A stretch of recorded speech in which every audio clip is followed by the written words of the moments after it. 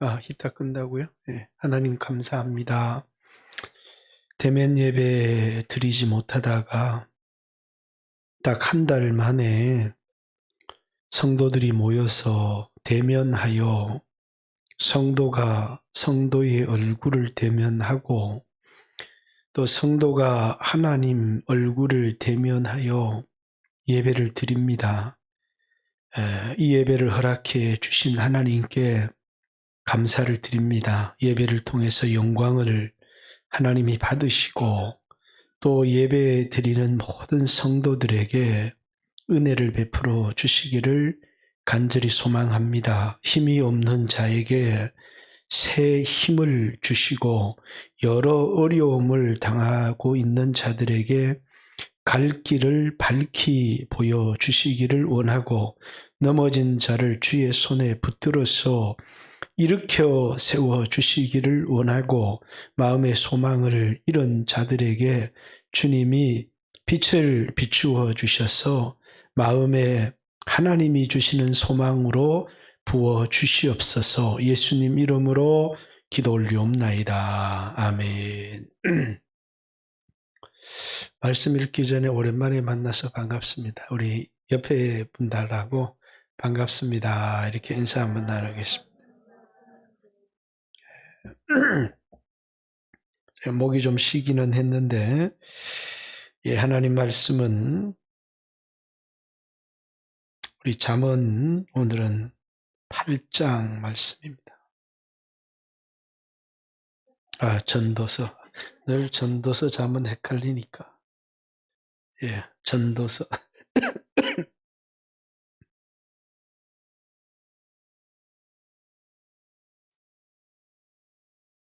전도서 8장 1절에서 다 보기 어려우니까 9절, 8절까지만 보겠습니다. 성경 죄송합니다. 성경 번역을 제가 다른 걸로 바꿔놔가지고 조금 바꾸겠습니다.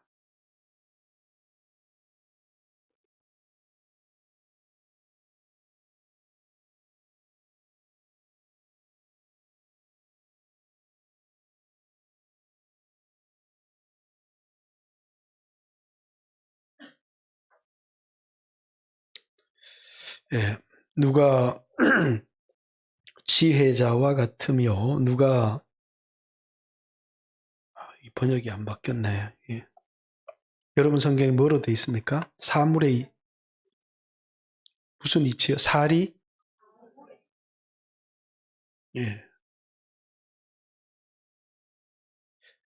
다 번역이 좀 바뀌지 않았구나.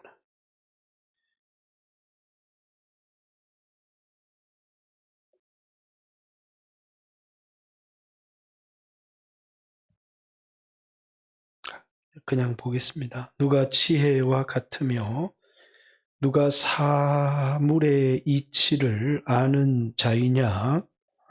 사람의 지혜는 그의 얼굴에 강체가 나게 하나니 그의 얼굴에 사나운 것이 변하느니라. 내가 권하노니 왕의 명령을 지키라. 이미 하나님을 가르쳐 맹세하였음이라. 왕 앞에서 물러가기를 급히 하지 말며 악한 것을 일삼지 말라. 왕은 자기가 하고자 하는 것을 다 행함이니라. 왕의 말은 권능이 있나니 누가 그에게 이르기를 왕께서 무엇을 하시나이까 할 수 있으랴. 명령을 지키는 자는 불행을 알지 못하리라. 지혜자의 마음은 때와 판단을 분별하나니 무슨 일에든지 때와 판단이 있으므로 사람에게 임하는 화가 심함이니라. 사람이 장래의 일을 알지 못하나니 장래의 일을 가르칠 자가 누구랴. 바람을 주장하여 바람을 움직이게 할 사람도 없고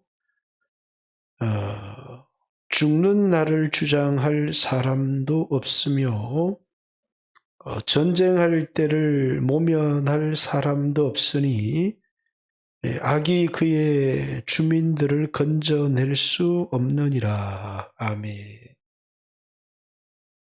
8절에도 바람으로 번역이 되어 있습니까? 바람. 네. 생기입니다. 생기. 원어의 생기. 똑같은 의미라고 볼 수 있지만 사람의 죽고 사는 생기를 하는 말입니다. 자, 인사는 했으니까요.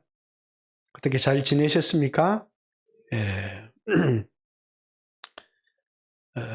저희 시골에서는 원래는 이제 표준어는 헛똑똑이라는, 똑똑한 게 헛되다라는 그런 말이죠. 우리 시골에는 저 사람 햇똑똑이다 이런 말을 많이 씁니다. 이제 어떤 사람을 두고 쓰는 말이냐면 굉장히 아는 것이 많은 것처럼 이제 많이 아는 채 합니다.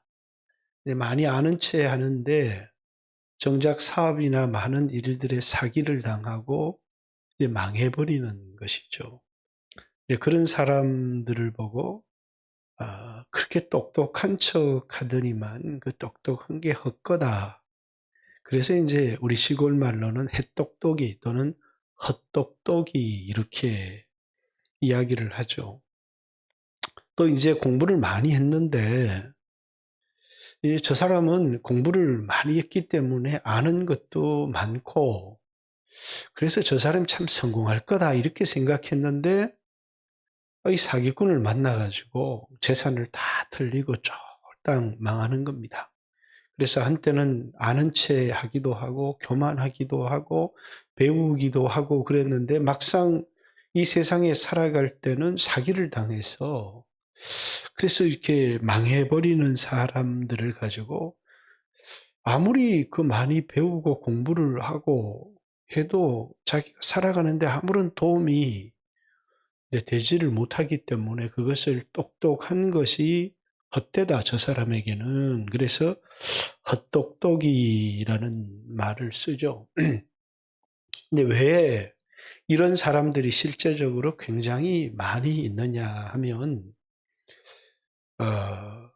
이런 사람은 너무너무 약한 게 뭐냐면 자기보다 좀 똑똑해 보이는 사람이 있으면 너무나 쉽게 그 사람을 의지해 버립니다. 다른 사람들에게 자신의 지식을 자랑하거나 또 아는 체를 많이 하기도 하다가 정작 자기보다 좀 똑똑하고 많이 안다고 생각되어지는 사람이 있으면 그 사람을 전폭적으로 믿고 따르다가 자신의 모든 것을 사기당해버리는 사람들이 이제 굉장히 많이 있는 거죠. 그래서 이런 사람들은 이제 지식을 가지고 있으나 지혜가 없는 것입니다. 지혜.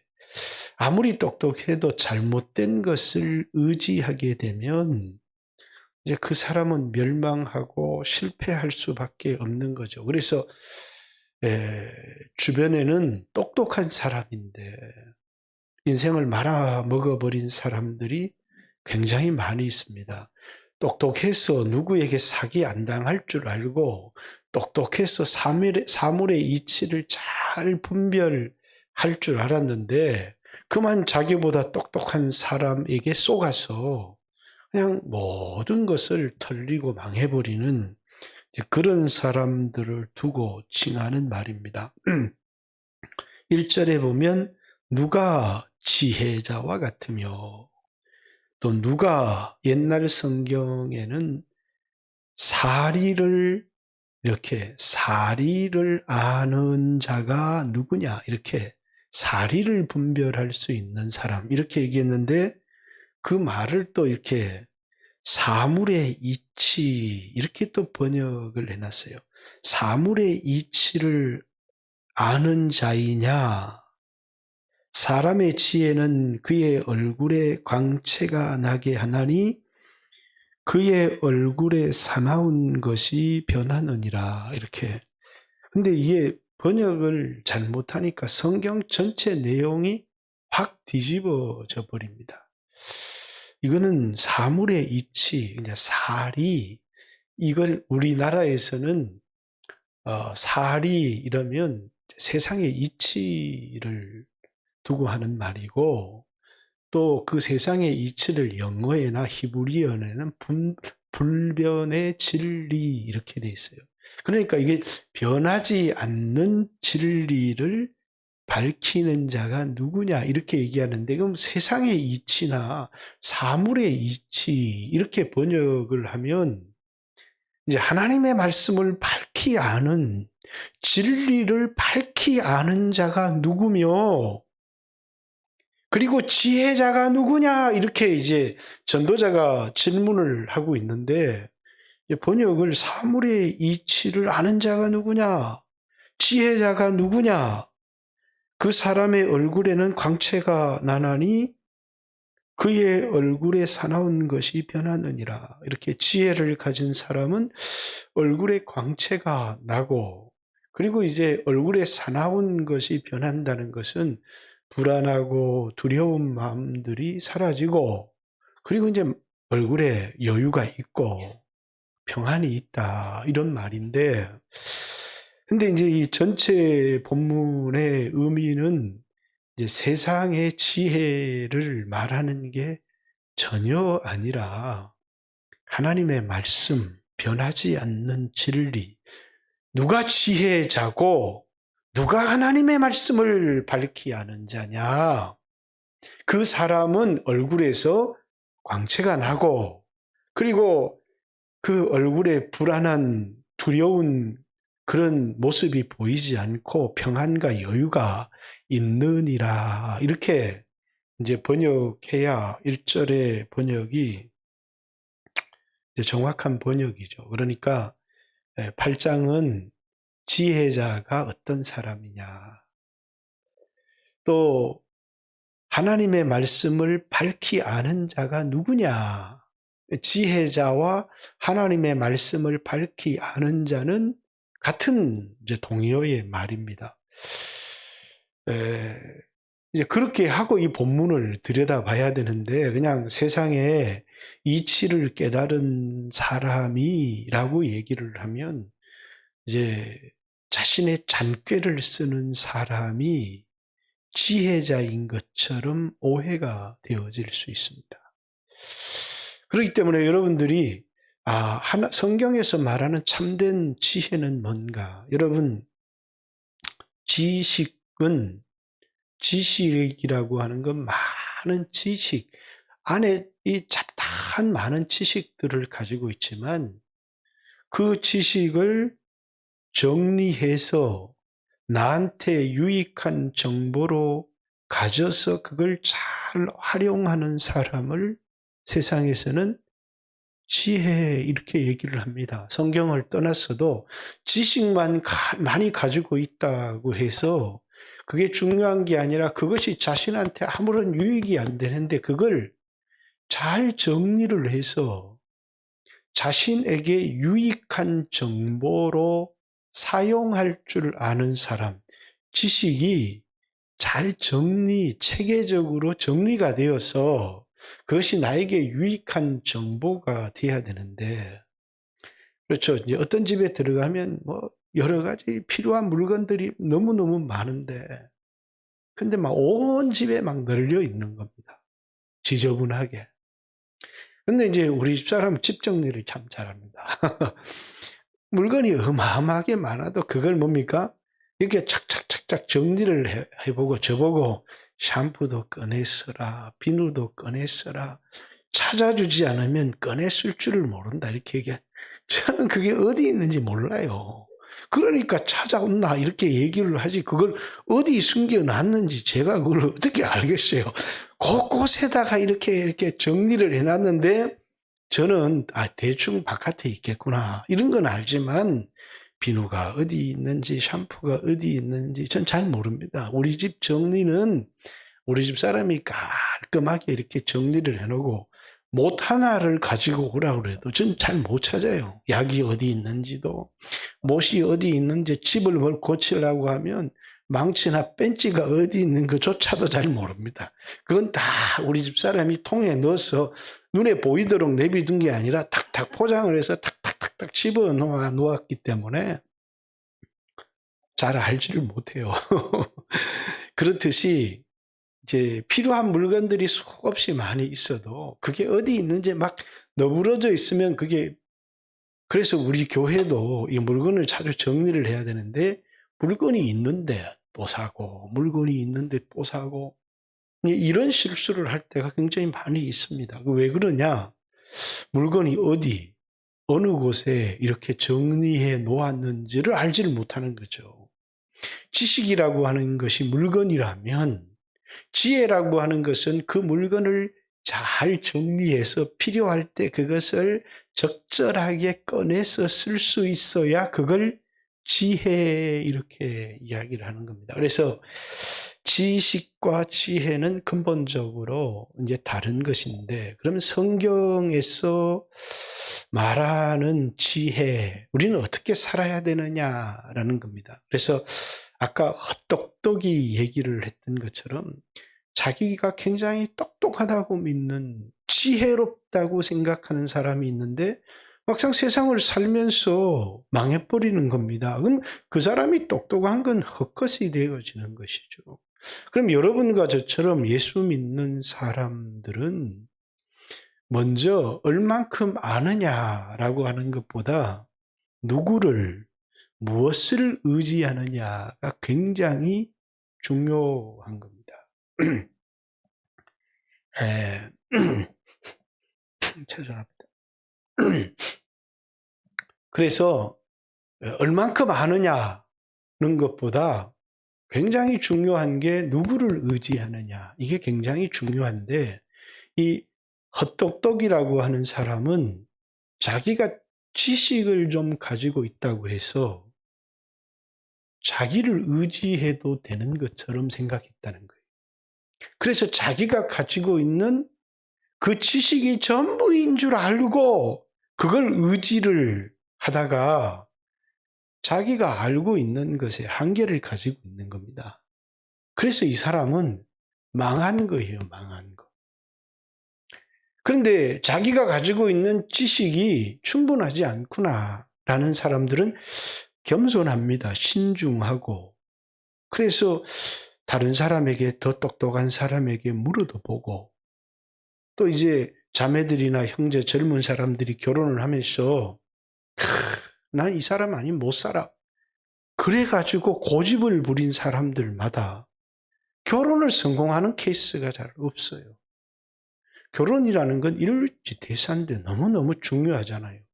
그러면 이제 부모님들에게도 소개시키면서 얘기를 들어보고, 친구들한테도 소개를 시키면서 이렇게 얘기를 들어보고, 그래서 사람들이 아닌 것 같아 이렇게 반대를 하면 기도 좀 기울여보고 이래야 되는데, 다 필요 없어. 나는 이 사람 아니면 못 살아. 이렇게 해서 결혼을 하는데 이게 잘 못 살아요. 왜 그러냐면, 이게 이제 나는 이 사람 아니면 못 살아. 그럴 때 아마 이 눈에 이 꺼풀이 딱 씌어가지고 자기 딴에는 막 너무너무 행복할 것 같은데, 일반적인 사람들이 이렇게 보면 허물도 보이고 약점도 보이고 하는데 이 사람 눈에는 그게 싹 가려져서 하나도 안 보이는 것이죠. 그래서 자기의 생각이나 자기의 느낌만을 의지하는 것은 매우 어리석고 미련한 것이죠. 그래서 나는 틀릴 수 있다 라고 하는 생각을 가지고 어른들의 얘기나 주변 사람들의 이야기를 귀를 기울이는 사람이 훨씬 더 지혜로운 사람이죠. 결혼을 하거나 직장을 들어가거나 중요한 결정을 할 때 혼자 끙끙 앓는 것이 아니고 주변 사람들과 나누기도 하고 하나님 앞에 기도도 하면서, 그러면 수없는 성령이 주시는 지혜들이 떠오르면서, 그러면서 밝히 하나님께서 보여주시는 것. 그게 뭐냐면 하나님이 주시는 참된 지혜인데, 근데 자기가 너무 똑똑하다고 생각해서 자기를 의지해버리는 그 순간에 그만 이 사람은 헛똑똑이가 되어진다는 거예요. 그래서 지혜로운 사람의 가장 중요한 특징은 겸손이에요. 자, 우리 7절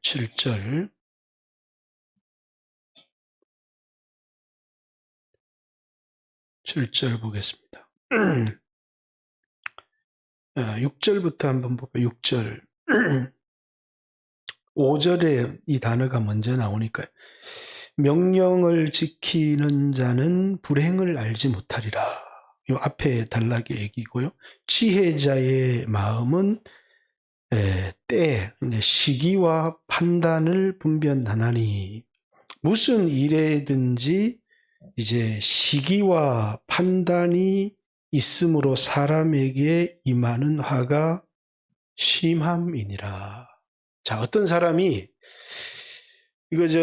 이 일을 하면 되겠다 싶어서 일을 딱 시작했는데 코로나가 딱 터져버렸어요. 그래가지고 이제 평생을 나는 스튜어디스가 될 거야. 또 평생을 나는 여행 관광 가이드가 될까? 열심히 준비해서 들어가려고 하니까 뭐 비행기가 떠야 스튜어디스를 하죠. 그죠?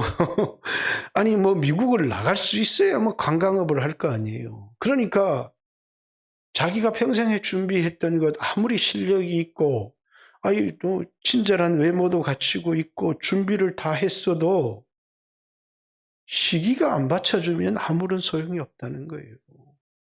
그래서 하나님이 항상 우리에게 은혜를 주시는데 어떤 은혜를 주시냐면 어떤 은혜요?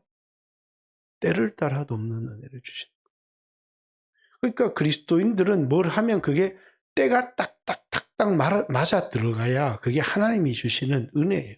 이게 안 될 거라고 생각했는데 이게 마스크 장사한다고 이게 되겠나 이 생각했는데 갑자기 마스크가 대박이 터지고 이게 뭐냐면 때가 맞아서 돌아가는 은혜죠. 그런데 우리 6절에 보면 왜 사람에게 화가 임하느냐면 때와 판단, 때라는 것은 시기가 있고 판단, 사람의 판단이 중요한 게 아니고 하나님의 판단이 중요한데 너무 사람의 판단을 의지하다가 그래서 뭡니까? 사람에게 화가 임한다는 겁니다.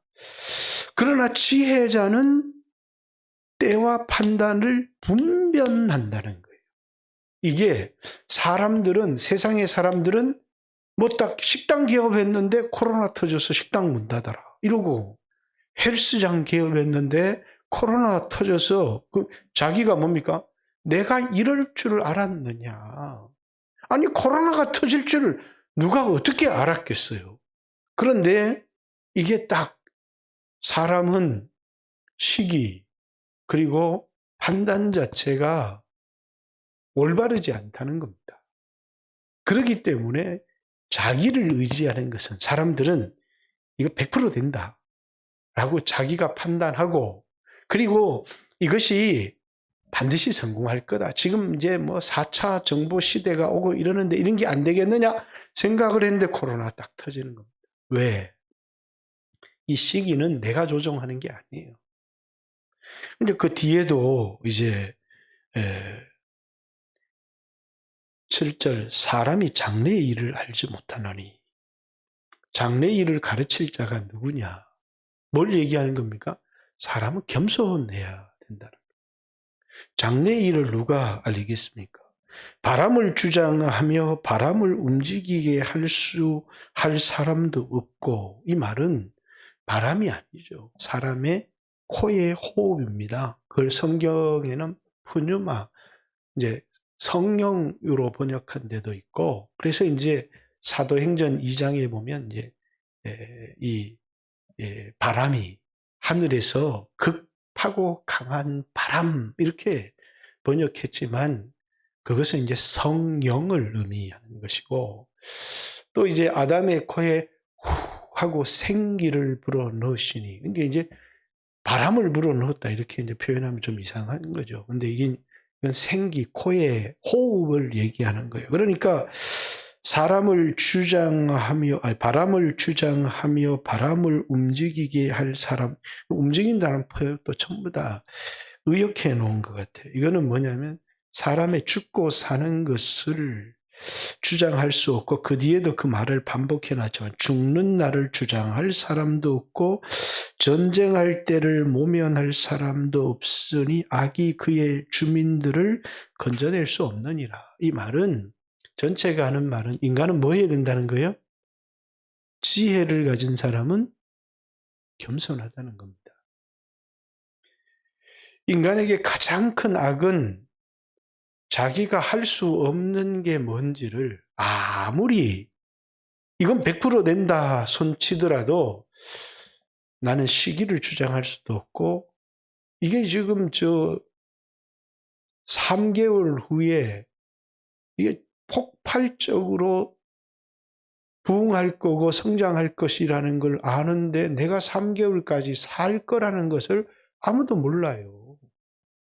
그렇기 때문에 사람들이 이게 된다. 그런데 그 사람이 딱 죽고 다른 사람이 물려받았는데 그때부터 막 폭발을 하는 경우들이 너무 많이 있는 것이죠. 잘 되는 경우들이 있는 것입니다. 그래서 일은 딴 사람이 다 하고 또 수고도 않은 다른 사람들이 그것을 먹는 경우가 굉장히 많이 우리는 세상에서 보게 되는 것입니다. 이 말은 우리 인간으로 하여금 겸손하라는 것입니다.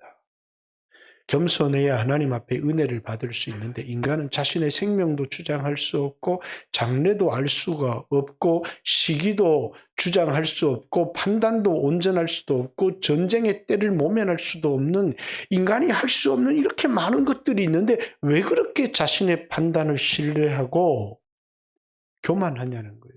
그래서 지혜자의 특징은 뭐냐면, 이제 앞에도 나오지만 기도와 말씀 묵상에 있어요.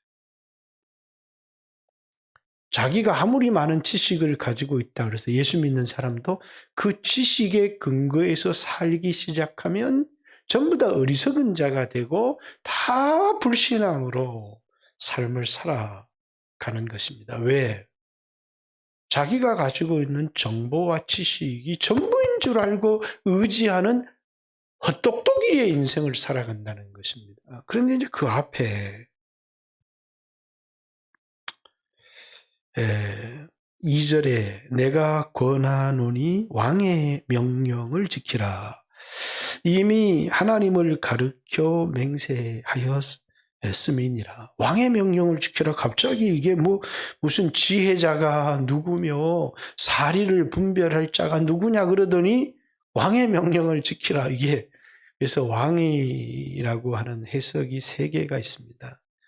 첫 번째는 하나님, 두 번째는 이제 이스라엘이니까 하나님을 대신해서 나라를 통치하는 이제 이스라엘 하나님 나라의 왕, 이제 솔로몬과 이제 다윗과 다윗의 자손의 왕들을 뜻하는, 그리고 또 어떤 사람들이 세상 왕 이런 표현을 쓰기도 합니다만은, 여기에서 내가 권하노니 왕의 명령을 지켜라 라는 것은 하나님 말씀을 지키라는 것이고, 또 하나는 하나님의 말씀을 가르치는 하나님 나라의 왕의 명령을 지켜라, 이런 말씀입니다. 이미 우리가 예수를 믿을 때 왕의 명령을 따르겠다고 맹세를 한 사람이다라는 겁니다. 자, 지금 이제 요 말은 좀 짚고 넘어가겠습니다. 여러분과 저 같은 사람들을 이제 두 왕국의 소유자 이렇게 성경적으로는 얘기합니다. 우리는 이 세상 왕국에 살면서 하나님 나라의 왕국에 속한 자들이다는 것입니다. 이제 세상 이 나라가 하나님의 통치와 아무런 갈등이 없을 때는 목회자들이나 이런 사람들이 세상 정치에 참여할 일이 전혀 없습니다. 그래서 하나님 말씀만 가르치고 복음만 전하면 되는데 갑자기 세상 정치가 하나님 나라의 통치와 이게 갈등을 일으킬 때가 있어요. 그러면 목사들이 정치에 대하여 말하기 시작합니다. 근데 이제 인터넷 댓글을 보면 목사가 목회나 하지, 목사가 말씀이나 전하지, 무슨 정치에 참여하냐, 이렇게 얘기를 하지만 전혀 그렇지 않습니다. 교회사의 역사에도 보면. 왜 목사들이 정치를 말하기 시작하느냐. 이게 뭐냐면 세상의 통치자와 하나님 나라의 통치가 추락을 일으키기 시작했기 때문입니다. 그렇기 때문에 수없는 목회자가 강단에서 정치를 말하기 시작합니다. 왜? 이 두 통치 사이에 우리가 누구에게 복종을 해야 될 것이냐. 왜? 우리는 두 왕국에 속한 사람들이기 때문에. 원래는 이제 정교 분리의 원칙이 헌법에도 기재되어져 있고, 또 그래서 이게 세상 통치가 하나님 나라의 통치, 종교 통치에 관여할 수 없다 라고 하는 이 헌법적 가치가 뚜렷하게 지켜질 때 목사는 세상 통치에 대해서 얘기할 일이 전혀 없어요. 그런데 갑자기 세상 통치자들이 교회를 지배하기 시작한 겁니다. 교회에게 야, 너희들 20명 나와서 예배드려 라고. 그러니까 어떤 목회자가 우리가 20명 예배드린지 30명 예배드리던 것은 세상 정부가 결정하는 것이 아니고 그것은 교회가 결정하는 것이다. 이렇게. 그게 헌법의 정신인 거죠. 왜? 교회라고 하는 것은 보이지 않지만 하나님의 나라로, 그래서 거기에서 비롯된 것이 신앙의 자유입니다. 그런데 이제 갑자기 이제 나라가 이렇게 하니까 이렇게 반발하는, 그러니까 세상에 속한 사람들은 막 욕을 하기 시작하지만 여러분과 저는 가장 중요한 나는 누구에게 속하였느냐, 이게 가장 중요합니다. 그런데 목사님들이 막 공격을 받는 것은 대부분 교회 안에 그리스도인이라고 하는 사람들이 목사나 목회하지 그러면서 이 정부를 지지하는 사람들이 있죠. 저도 이 정부를 지지하느냐 마느냐 이런 문제를 떠나서 국가가 방역이라는 이름으로 교회를 통제하기 시작했다. 그렇죠. 이제 셀 모임 아주 심각합니다. 작년 3월부터. 여러분 세상에 소모임 안 하는 회사가 어디 있고 세상에 소모임 안 하는 데가 어디 있어요. 그죠? 교회만 소모임 하지 마라. 교회는요. 대예배 하나로 움직여갈 수 있는 교회는 아무 데도 없어요. 교회는 다 소그룹 리더들이 전도도 하고 사람들을 돌보기도 하고 소모임 하지 마라. 그것이 1년이 넘었습니다. 그런데 예를 들어서 소모임에서 심각한 문제가 음식을 먹는 거잖아요. 거기서 코로나 환자들이 나오니까. 근데 세상에 소모임 하면서 음식 먹어도 그 사람들 수없이 번져도 근거가 없어요. 그런데 교회에서 소모임에 그럼 교회발 이렇게 얘기를 하는데 예를 들어서 교회에게 음식을 좀 자제해 주십시오. 소모임에서. 그럼 받아들일 수 있죠. 세상을 위해서. 그런데 소모임 하지 마라. 그리고 예배 드리지 마라. 예배 인원 제한해라. 이렇게 얘기하는 그 얘기는 뭐냐면 교회가 세상 통치자의 지배를 받아야 된다라고.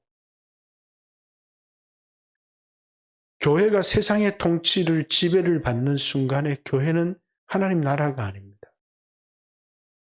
교회는 세상의 통치자에게 순종하라고 얘기했습니다. 뭐 할 동안에요? 하나님 나라 진리의 말씀과 갈등하지 않을 때. 그래서 항상 주 안에서. 부모에게도 주 안에서 순종하라. 세상 통치자의 권력에도 주 안에서. 그래서 우리 뭐 고통법규를 지키는 거나 세금을 내는 거나 이런 것에 교회는 할 수 있다면 다 순종을 해야 됩니다. 예배드리지 마라. 교회의 모든 것을 나라에서 결정을 하는 이런 시스템은 이미 이제 헌법소원을 내어 놓았지만 이건 뭐 명백한 겁니다. 이미 미국에서는 승리를 거두었고 전 세계 어느 나라에서도 이제 공평하게 20% 이렇게 얘기하면 세상도 20%면 교회에서도 20% 하면 됩니다. 근데 세상은 20%, 근데 교회는 3단계 모이면 안 돼. 그리고 모든 뉴스가 교회가 코로나가, 그런데 교회도 좀 미신적인 신앙을 가지고 있다는 사람을 인정해야 됩니다. 이런 상황 가운데 밥 먹고 막 이런 사람들이 있어요. 그리고 막 우리는 하나님이 지켜주시니까 코로나 안 걸려 이런, 그건 참된 신앙이 아니고 그건 미신입니다. 미신. 그런 사람들이 교회들도 있고 뭐 불교도 있고 다 그런 사람들이 있습니다. 근데 그런 사람들이 있다 보니까 거기 좀 코로나가 발생하기도 하고 했는데 그것 때문에 교회 대한민국 전체가 어느 나라 법도 식당이 여기 옆에 이제 그 소고기 국밥집에 그 코로나 환자가 나왔다. 그러면 대한민국 소고기 국밥집은 문 닫아라. 이렇게 하는 나라가 아무 데도 없어요. 근데 왜 교회는 다 문을 닫아라 이렇게 말이 안 되는 거죠. 뭐 이런 얘기는 좀 더 이상 왜 여러분들이 세상이 비난을 하고 이렇게 하지만 내가 어디에 속하였는지를 분명하게 해야 되고 여기는 이제 왕은 하나님의 말씀으로 명령하는 사람들입니다. 그래서 이제 왕의 명령을 지키는 사람, 하나님 말씀을 지키는 사람이에요. 3절에 왕 앞에 물러가기를 급하게 하지 말며. 왕 앞에 막 급하게 물러간다. 뭘 얘기하는 거예요? 성질을 내서. 그래서 등을 보이는. 그래서 이제 옛날 그 왕들 드라마를 보면 내 앞에 등을 보이지 말라. 이렇게. 왕 앞에 등을 보이면 죽는 겁니다. 그래서 옛날에 신하들이 왕 앞에 물러날 때는 항상 뒷걸음질을 하지 왕 앞에 등을 보이는 게 아니에요. 등을 보이는 것은 반감을 상징하는 것이기 때문이죠. 그래서 왕 앞에 물러가기를 급히 하지 말며 악한 것을 일삼지 말라. 왕은 자기가 하고자 하는 것을 다 행함이라. 이 세상의 진정한 통치자는 하나님이시다는 거예요. 그래서 지혜자, 사리를 옳게 분별하는 사람은 뭐냐면 지식을 많이 가진 사람이 아니라는 거예요.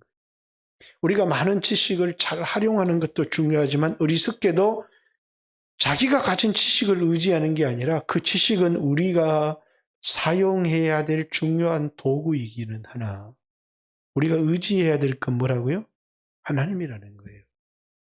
근데 많은 사람들이 그만 하나님을 의지하지 않고 자기가 가진 돈을 의지하고 지식을 의지하다가 아니 그렇게 똑똑한 사람이 망했어 라고 하는 얘기를 듣는 겁니다.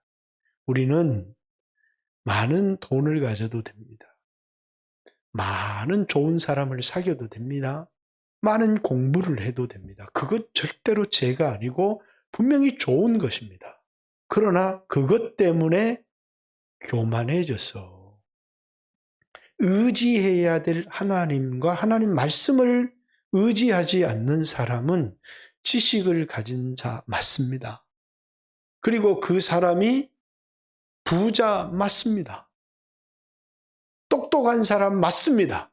그러나 지혜자는 아닙니다. 지혜자는 어떤 사람이에요? 하나님 말씀을 의지하는 사람, 지혜자입니다. 자신의 한계를 분명히 알고 있는 사람입니다. 나는 시기와 판단을 제대로 분별하지 못하고 장래일을 알지 못하고 호흡도 알지 못하고 죽고 사는 것도 주장할 수가 없고 전쟁을 피할 수도 없는 내가 뭐든지 할 수 있는 사람인 것 같지만 나는 뭐라고요? 참 무능력한 사람이다.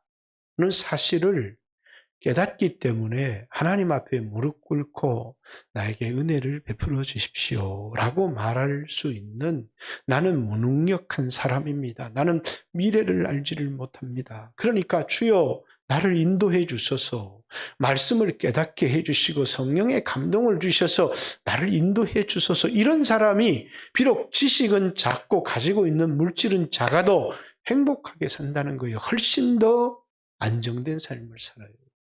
많은 돈을 가지고 있다고 안정된 것이 결코 아니다라는 사실을 알아야 합니다. 그렇기 때문에 여기서 누가 지혜자냐? 누가 사리를 옳게 분별하는 사람이냐? 자기 지식이 있다고 그걸 의지하고 돈이 있다고 그것을 의지하는 헛똑똑이의 인생을 살아가는 사람이 지혜자가 아니고 자신의 한계를 깨닫고 그리고 왕의 명령, 하나님의 말씀에 의지하고 순종하는 사람이 참된 지혜자다. 그 얘기를 전도서 기자가 하고 있는 겁니다. 성경 쉽지요? 아주 쉬운데 읽어보면 이게 뭐가 뭔지를 알 수가 없어요. 그래서 저도 오늘 아침에 영어도 찾아보고 공동번역도 찾아보고 여러 성경들을 찾다 보니까 지금 어떻게 바꿔놨는지 몰라가지고 찾지는 못하겠는데 그렇습니다. 오늘 여러분과 저도 이 세상을 어떻게 살아가야 되느냐. 그렇죠? 저는 아주 어렸을 때 핵폭탄을 생각을 하면서 이 핵폭탄을 키를 대통령이 가지고 있다고 하고 요즘은 이제 김정은이도 가지고 있다고 미국 대통령이 가지고 있는데 저거 눌러버리면 어떻게 되는 거지? 어렸을 때 그런 생각을 해요. 그러면서 제 마음속에 위로를 얻었죠. 어떤 위로? 저 대통령쯤 되는 사람들은 보통 사람이 아니야. 그 사람들은 자기의 감정이나 어떤 그 자신의 분노 때문에 함부로 이런 걸 누르는 사람들이 아니라 자기는 죽어도 인류를 생각하는 아마 그런 위대한 사람들일 거야. 그렇기 때문에 저런 사람들의 손에 이 키가 있어도 안전하지. 근데 제가 나이가 들어서 보니까요. 김정은이도 미친놈이고 트럼프도 미친놈들이고 자기 감정을 하나도 조절을 못해요. 근데 그런 사람들 손에 뭡니까? 세상을 멸망시킬 키가 있다는 게 얼마나 두렵고 무서운 일입니까? 그죠? 이거 어떡하지? 근데 믿음 안에서 생각해 보니까 뭡니까? 아무리 약한 자가 날뛰어도 세상을 통제하시는 분이 계십니다. 이 세상을 지키시고 운행하시는 하나님이 계시기에 그 하나님을 믿고 의지하는 것이지 우리가 어떤 대통령이나 권력자가 마음대로 세상을 휘두를 수 있다고 생각하면 너무나 우리는 불안하고 두렵겠지만 이 세상의 진정한 운행자가 하나님이시기 때문에 우리는 하나님께 맡기고 그렇다면 세상 왕의 명령도 그것이 하나님의 말씀에 위배가 되지 않는다면 순종해야 되지만 우리가 진정으로 순종해야 될 것이 하나님의 말씀이다라는 사실을 기억하고 오늘 여러분들도 여러분 자신을 의지하거나 또 여러분의 자신의 판단을 신뢰하거나 사실은 그렇게 많은 지식을 갖고 있지 않으면서도 그 지식을 전폭적으로 신뢰하는 것이 아니라 아무리 큰 확신이 생겨도 말씀을 읽고 기도해 보아야 되고 이게 오늘 젊은이들은 좀 안 나왔지만 요즘은 젊은이들에게 꼭 좀 권하고 싶어요. 그냥 아무 남자 아무 여자하고 좀 결혼하지 말고 충분히 요즘은 또 우리 때는 사귀면 여자친구 다른 남자친구들한테 소개시켜주고 또 여자도 남자친구를 다른 사람들에게 소개도 시켜주고 친구들이 뭐라고 하는지 얘기도 들어보고 이렇게 했는데 요즘은 딱 둘이만 만난대요. 다른 사람들하고 절대로 만나지 않는데요. 그러면 그게 다 실패하는 겁니다. 그래서 충분히 다른 사람의 이야기를 들어보아야 아니 나 이 사람 너무 좋은데 그런데 자기는 이게 눈에 꺼풀이 씌인 거예요. 다른 사람들의 얘기를 듣다 보면 눈이 밝아져서 보이기 시작하는 거죠. 그래야 우리 인생의 실수를 줄일 수 있고 어떤 사람이 지혜로운 사람이냐 자기가 가지고 있는 것이 전부인 줄 알고 그것을 의지하고 살아가는 사람들이 어마어마하게 교만한 사람들이죠. 기도하고 말씀에 순종하는 것이 내 생각에는 위기인 것 같은데 그것보다 더 안전한 것이 없다는 것을 우리에게 가르쳐주고 있습니다. 오늘 이 세상을 주여 나는 좀 부족하지만 지식도 좀 부족하지만 내가 부족하다는 사실을 알아서 하나님 앞에 겸손하게 하시고 또 주님의 성령의 인도를 받게 해주시고 그리고 주여 나에게 때를 따라 돕는 은혜를 허락해 주십시오. 같이 한번 주여 하신 후에 하나님 앞에 기도합니다. 기도드리겠습니다. 주여